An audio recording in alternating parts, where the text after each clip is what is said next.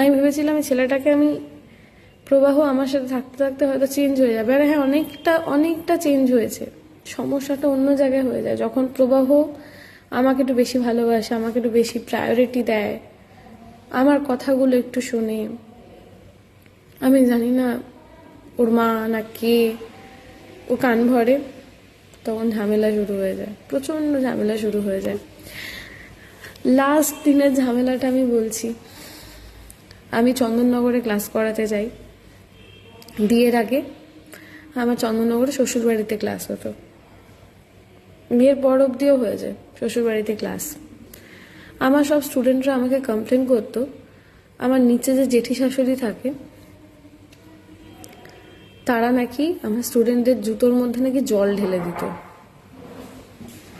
Just আ second. হ্যাঁ, তো তারা নাকি আমার স্টুডেন্টদের জুতোর মধ্যে জল ঢেলে দিত, প্রত্যেক দিন নাকি এরা করতো, রিপিট করতো। তো সেটা আমরা শ্বশুর শাশুড়িকে বলেছিলাম, বললো কি বলবো বলতো, এরম হয় ওরম হয় সেরম হয়। একটা টাইম হলো আমার 3-4টে স্টুডেন্ট ক্লাস থেকে লিভ করে গেল। বেশিরভাগ স্টুডেন্ট বললো তুমি অন্য জায়গা দেখো, এখানে ক্লাস করবো না, পোষাচ্ছে না। কেন জুতো সেই নিচে সিঁড়ির মুখে খুলতে হয়, আর প্রত্যেক দিন জুতো ভেজা থাকে।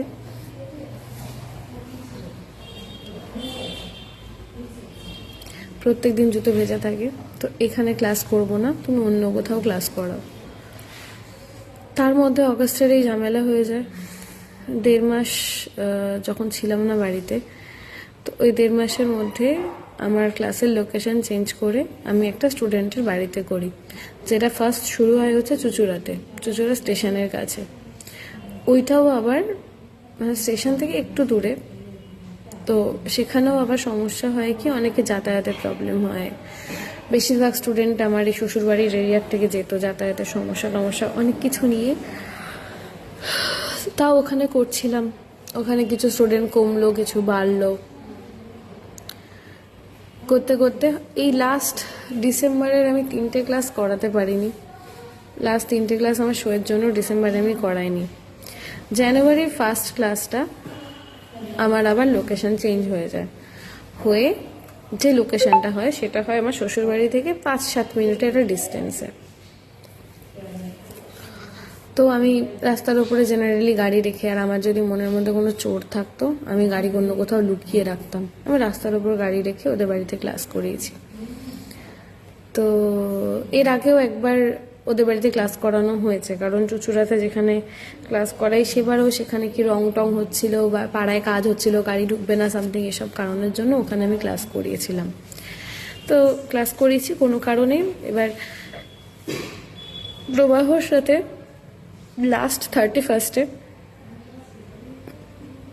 আমি খুব তাড়াতাড়ি করে শো শেষ করে ফিরি প্রবাহর জন্য সেই সারপ্রাইজ নিয়ে। বাই দ্য ওয়ে, নামটা কি নন্দিনী ভট্টাচার্য নাকি, উনি বললেন ঘুমের মধ্যে ভিডিও করেছে। এখন এই ইস্যুটা এরকম বড় হয়েছে বলে একটু ঘেটে দেখবেন, যারা না প্রপার, যারা ভ্লগ টক করে তারা অনেক কিছুই করে।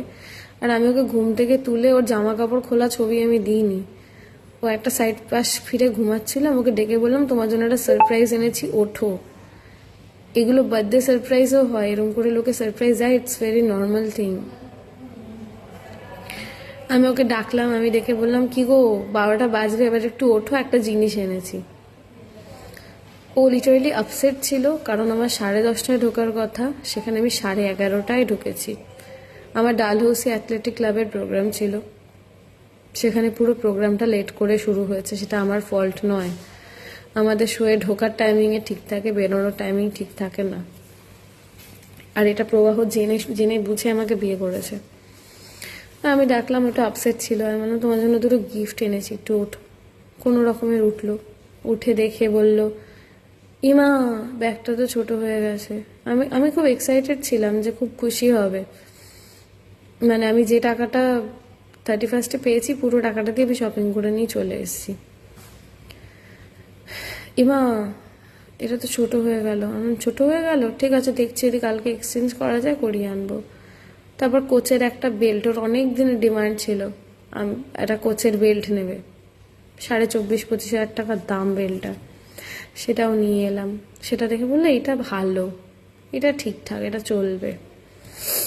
আমি বললাম ঠিক আছে, তোমাকে তো আমি ফোনে বলেই রেখেছিলাম যে 31 বাড়িতে ফিরে আমি আর তুমি বেরোবো, চলো রেডি হও, একটু বেরিয়ে আসি, ঘুরে আসি।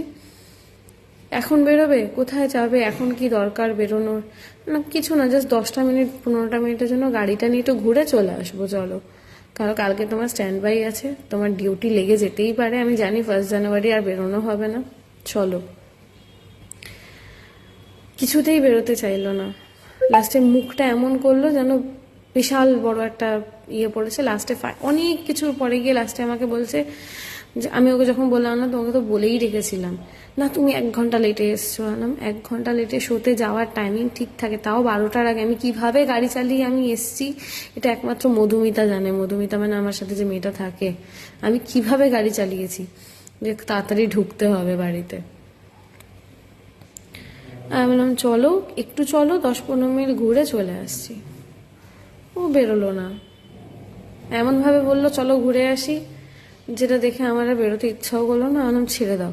তখন বললো আমি প্রমিস করছি কালকে তোমাকে, মানে 1 তারিখে দুপুরবেলা আমি তোমাকে লাঞ্চ করাতে নিয়ে যাব। আমি জানতাম এটাও হবে না, কারণ 1 তারিখে ও সারাদিন স্ট্যান্ড বাই ছিল, ডিউটি লাগাতেই পারে।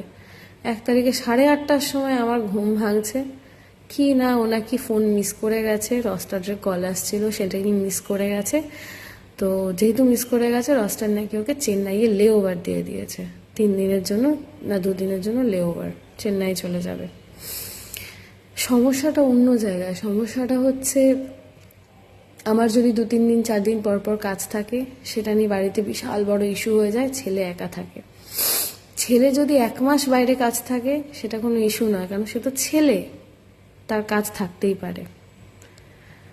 আর প্রবাহ নর্মালি রিয়্যাক্ট করে না। আমি প্রবাহর কথা 1 বছর বিয়ে হয়েছে তার আগে থেকেই তো চিনি। প্রবাহ কতদূর কি কথা বলতে পারে আমার জানা রয়েছে, প্রবাহকে দিয়ে কথাগুলো বলানো হয়। তো যাই হোক, 1 বছর,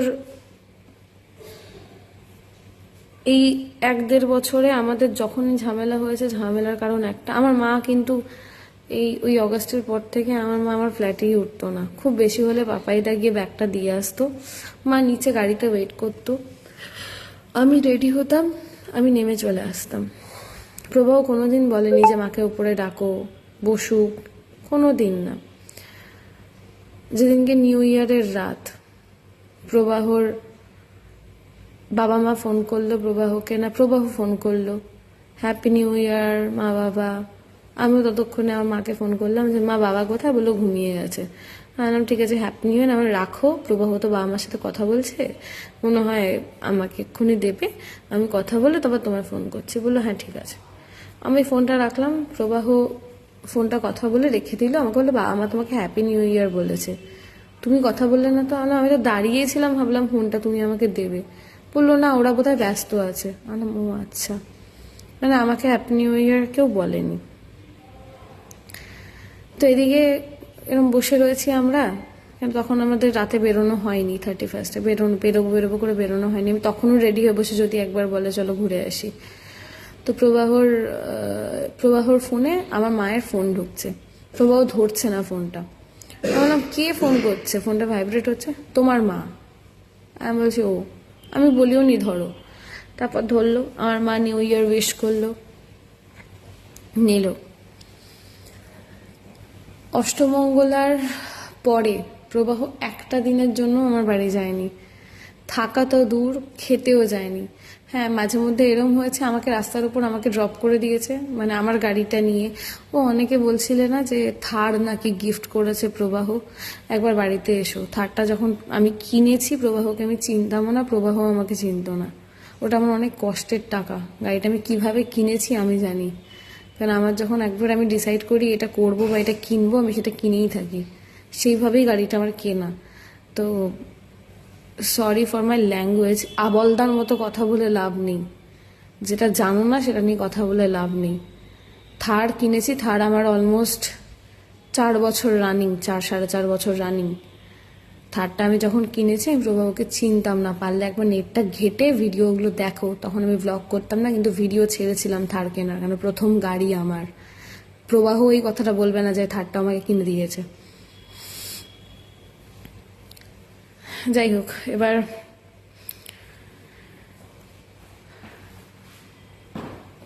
কি বলছিলাম পুরো ভুলে গেলাম। হ্যাঁ, তো এরকম অনেক অনেক সময় এরকম হয়েছে যে প্রবাহ গাড়ি নিয়ে গিয়ে, আমার গাড়িটাই চালাতো, গাড়িটা নিয়ে গিয়ে আমাকে রাস্তার ওপর মানে আমাকে চালতালা নামিয়ে দিল।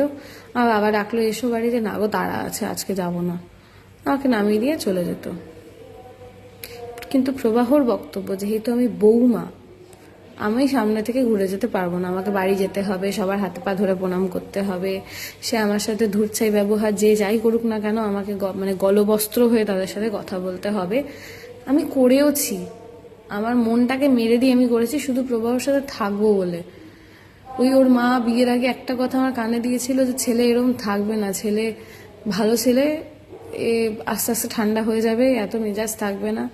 শুধু ওই একটা কথা মাথায় রেখেছিলাম যে ছেলে একদিন না একদিন ছেলে আমাকে বুঝবে, ঠান্ডা হয়ে যাবে। এই নন্দিনী ভট্টাচার্য বা এরকম টাইপের আর যারা কমেন্ট করছো, আমি জানি না তোমাদের জীবনে কখনো ভালোবাসা এসছে কিনা, তোমরা বিয়ে করেছো কিনা, সংসার আছে কিনা, বাচ্চা কাচ্চা আছে কিনা, কিন্তু আমি এরকম, আমি একটু টিপিক্যাল, আমি একটু ওল্ড স্কুল, আমি ভাঙতে ভালোবাসি না। যদি কোনো কাউকে ধরি তাহলে আমি সেটাকে ধরে রাখতে পছন্দ করি, তাতে আমাকে মরতে হয় মরে যাব, কিন্তু আমি সংসার ভাঙতে চাই না, মানুষটাকে আমি ছাড়তে চাই না। তো যে মোমেন্টে আমি আচ্ছা, ওর অনেকে দুঃখ যে মানুষটা বেঁচে গেল কি করে।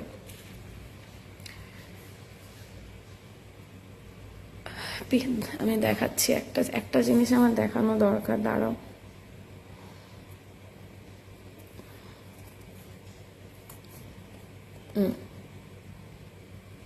আচ্ছা, এতগুলো